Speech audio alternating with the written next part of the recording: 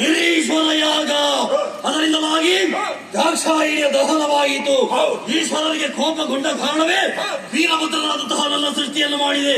ಹವಿಸ್ಸನ್ನು ನಮ್ಮಯ್ಯಗೆ ಈಯದೆ ದುರ್ಜನತದಿ ಹಾಳ್ಪ ಯಾಗದ ವಿಸರ್ಜನೆಗೆ ಬಂದರು.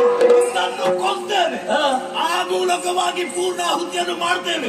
ತಡೆಯುವ ಸಾಮರ್ಥ್ಯ ನಿನ್ನಲ್ಲಿ ಉಂಟಾ? ಯಾರು ಯಾರ ತಲೆ ಕಡಿಯುವುದು ನಿರ್ಣಯಿಸೋಣ.